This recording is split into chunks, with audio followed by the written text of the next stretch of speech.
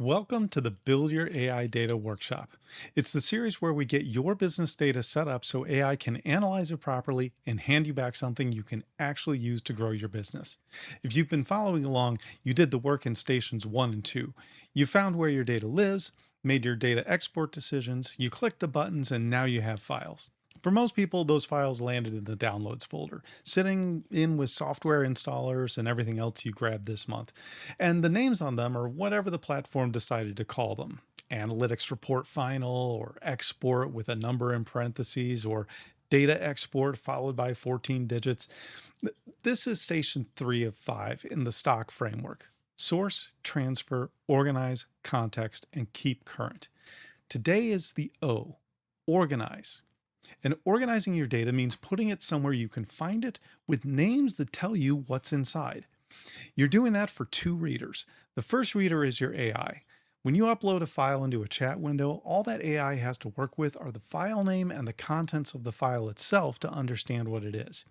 Some newer AI tools can read the files sitting on your computer directly, and those get to see your folders, your folder names, and every file that's inside of them. The second reader is you, 9 months from now, opening this folder to answer a question that matters.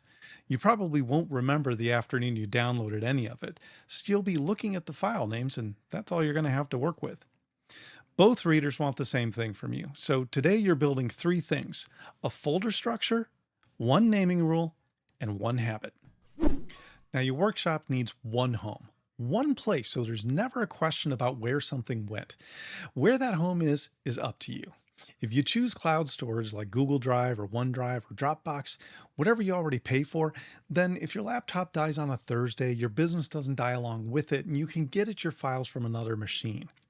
On the other hand, if you choose keeping it local on your own computer, then your business data stays on one machine that you physically control. Now, the trade off between the two options is that if your cloud storage is shared with employees or assistants, that's useful, but they also have access to all of your data. In contrast, keeping the data on your local machine protects the data, but it also means you're the only one who can access it. So pick the one that fits your business and let's move on.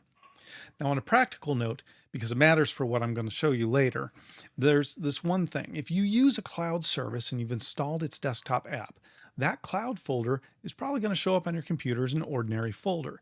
You open it like anything else. So this is the same workflow either way. Now, what I'm going to show you is a simple structure. One folder at the top of your workshop, two folders inside of it, one called data and one called analyses. And everything you build from here lives in one of those two. And the data folder goes 3 levels deep. So let's start with that. Level 1 is the platform. Now, if you did station 1, this is source in the stock framework, then you already wrote a list. You wrote a list that's an inventory of all your data sources and which platforms they live in, and you had a column for where that data lives. Well, that column is your folder list, right? One rule on naming those folders, though: name the folder for the platform that you log into, not for the company that owns it. Right. And as an example, we can think about Facebook page and meta ads. And those are two different folders, not one meta folder, right? Because these are two different products with two different export screens and two different sets of columns. The same thing goes for Google Analytics and Google Ads. And that keeps everything matching nice and neatly. Your folder name, your station 1 inventory in the source portion of the framework, and your export log all use the same words. Now, level 2 is the data set. And you don't always need this level, and I want to be precise about when it becomes helpful to use. You add a dataset folder when a platform starts giving you a second kind of report that you pull regularly. Not when you download a second file, when there's a second type of thing. So if your email platform gives you campaign performance and that's all you ever pull from it, those files sit right in the email platform folder. Once you're also pulling subscriber growth every month in a different download, each set of files will get its own folder. And when you have subfolders for specific reports, every recurring pull of the same report goes into its specific folder. So July's file, August's file, September's file, they all get stacked into one place. Now, level 3 is the files themselves. And this involves the naming rules so that you can easily tell what each file contains, and we'll get there in just a few minutes. But there are two more things about your data folder that I want to mention first. There's one more folder that belongs next to your named platform folders. When you did Station 1 for source, some of your data might not have been in a platform at all. It might have been a spreadsheet that you maintain by hand, a customer list, a pricing sheet, a job log that you fill in every week. Make a folder called manual and put those in there. And the same rules apply. If you keep several different kinds of hand maintained files, then give each kind its own folder inside manual. And some of you are already wondering whether you should add another level of folders for years, quarters, or months. Don't work that out today. Start using this structure now and build the habit of filing these files away in these folders. And 6 months from now, you'll know how that time layer fits into your own system, and you'll be deciding it with real files in front of you instead of guessing at it today. Now let's start talking about the other side of the workshop, the analysis folder. Now, analysis sits next to data at the same level, not inside it. And there's a specific reason for that, because most real business questions don't come out of a single platform. If you want to know what it costs you to acquire a customer, that's ad spend from one place and orders from another. If that analysis lived inside your data folders, you'd have to pick one platform to file it under, and whichever one you picked would only be half right. What goes in the analysis folder is the thing that makes your work repeatable, and it's the part that almost nobody does. Every time you sit down and ask your AI a real question about your business, write three things down in a document: the question you asked, which files you gave it, and what came back, or the result. Do that, and next month you open last month's document, you'll see what you asked, which files you used, and run it again against fresh data. Skip it, and every month is like starting over with a blank page. Organize that folder the same way you organize your data. The analyses you run over and over and again will get their own named folders. Revenue forecasting, advertising, ROI, whatever you actually come back to. Each month's documentation then stacks inside it, so you can see how your forecast moved over time. Everything else, the one-time question, the thing you looked at once because you were curious, goes into a folder called ad hoc. Some people will call it a one-off if you like that better. What matters is that those questions have a bin, they have a place, instead of just scattering them across the top of your analysis folder. And there's a built-in check to this structure so you know when to change it. The day you go into your ad hoc folder to answer a question you already answered once before, that question isn't ad hoc anymore. Pull it out of the ad hoc folder and give it its own subfolder and analyses. Now in Station 2, transfer, I told you to write down every export you pull, the platform, what you exported, the date range it covers, and the day you pulled it. And I told you that where that log lives was this video's job. So here it is. That one log file goes inside your data folder, right at the top, so it's the first thing you see when you click in there. One log, not one per platform. Now, the value of a log is scanning a single page and knowing which file you want without opening anything. Split it into 8 different logs and you've rebuilt the problem of not being able to find things that you were trying to solve in the first place. A spreadsheet works just fine, one row per export. Hey, if you're finding this useful, do me a favor and hit that like button. It genuinely helps other business owners find this stuff. And subscribe if you want the rest of the series, because we're building all 5 stations one video at a time. All right, so your structure is built. Now let's get to those files at level 3 and how they're named in the folder. Every file name in your workshop gets 3 pieces to their name: the date, the platform, and what the data is, with an underscore between each one. Here's an example from Google Analytics showing sessions by channel.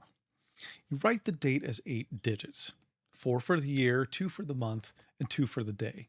So the 31st of July, 2026 is 20260731 with nothing in between them. And don't use any slashes or colons anywhere in the file name. Some systems will refuse to save the file and some will change it on you without asking. That comes up most often with dates. So write yours as 8 straight digits and you should be in great shape for anything you want to do. Now, the part that matters more than the format. Which date do you use? Your files have two dates attached to them. There's the day you download the file, and then there's the period of time the data actually covers. And those are not always the same thing. Think about it. On a Saturday afternoon, you pull full history out from a platform going back 4 years, and then you pull last month's numbers too. Both files downloaded the same way. If you name them by download date, then they're going to carry the same date, and neither one tells you a thing about what's inside. So here's one simple rule to cover everything in your workshop. The date on a file answers one question: how current is this? For a data file, that's the last day of data inside of it. A file with July 2026's numbers running through the 31st gets 2026-0731 as the date. For an analysis document, it's the day you ran the analysis. That's the honest answer to how current that thinking is. Now, there's one type of file that gets no data at all, and that's anything you update continuously. So, for example, your export log gets added to every time you pull something. A spreadsheet in your manual folder might get updated every week. No single date describes those. If you ever freeze a copy of one of those for a specific analysis, you will make a copy out of that file and that will get a date because now it's a snapshot. Now, here's one last thing, and it's a question you might be asking. Why put the platform in the file name when the file is already sitting in a folder with the platform's name on it? Because the file doesn't always stay in the folder. Every time you upload it to an AI tool, the folder holding the file effectively disappears. All that goes across to the AI is the file name. So by keeping the platform name in the file name itself, you resolve that problem for you, your team, and your AI. All right, now let me build this in front of you so you can see just how little there is to it. Now, I'm in File Explorer on Windows here. If you're on a Mac, Finder works the same way and everything here applies exactly the same. And the folder I'm in here is a Google Drive folder, but look at it, it's just a folder on my computer. Everything I put in here backs itself up to the cloud without me thinking about it. And I've got a folder in here called AI Data Workshop. And inside that folder, I've got two subfolders: data and analyses. Now, inside the data folder, I've got my platforms straight off my Station 1 inventory here: Google Analytics, MailChimp, WooCommerce. I've got a manual folder in here.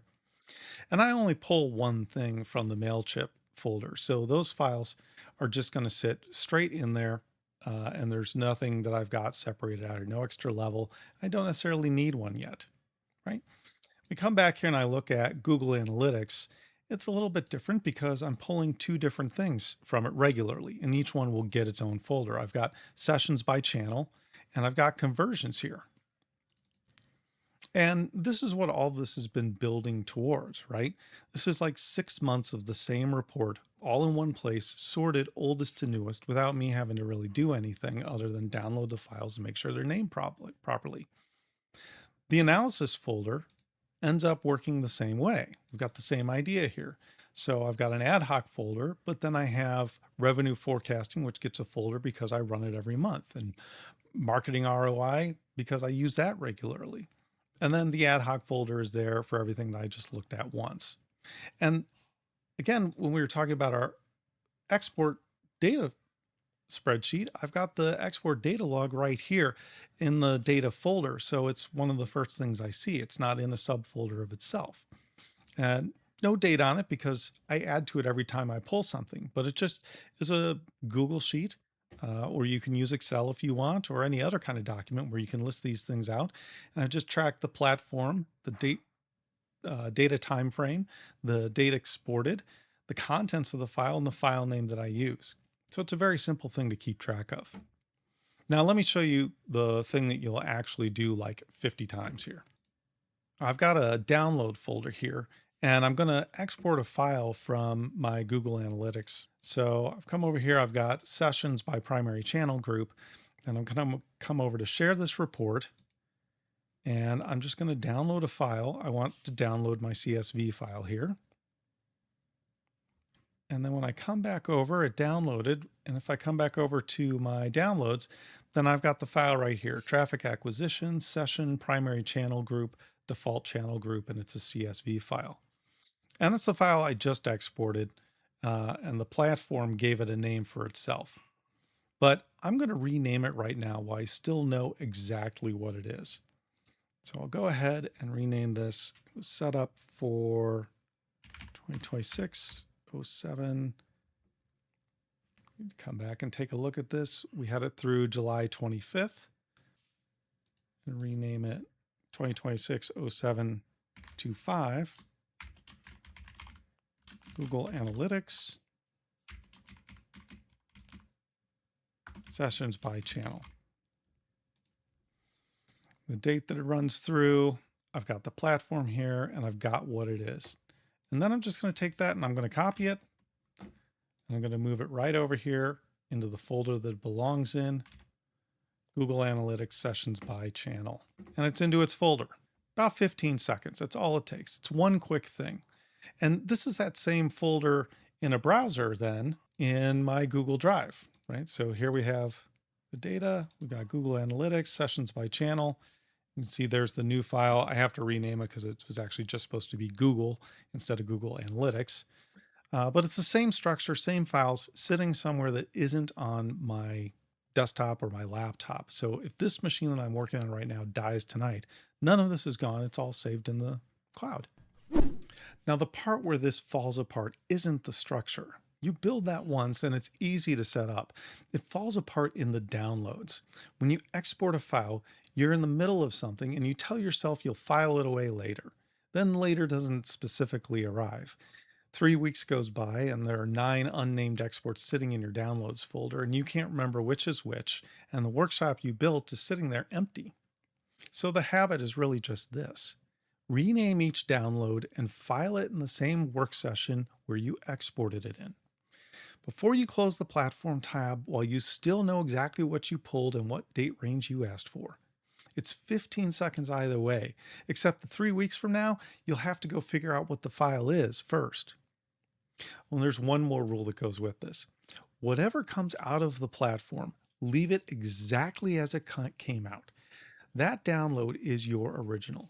If you want to change something, save a copy of the file first and make your changes in the copy. You don't want to accidentally change something and then not be able to get back to the original data. Copy it first and then change the copy. Now, before I wrap up, I want to be straight with you about something. This isn't the only way to organize your data.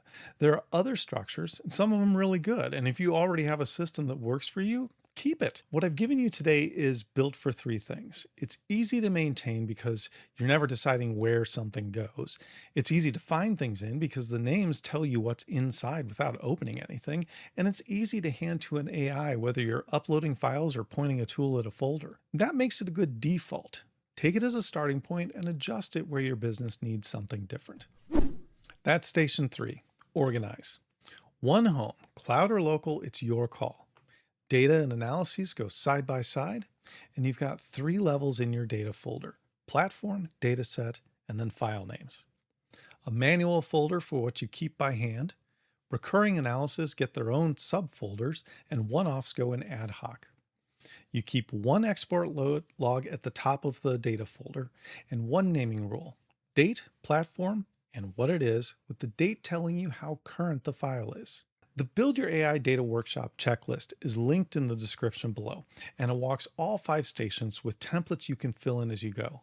Now, the next video is station 4 for context, where we teach your AI what your columns actually mean in the data files, and it goes right into the folders you just built. I'm Rob Fornango, and this is the AI Growth Accelerator. A workshop where you can't find anything isn't a workshop. So let's go build the shelves.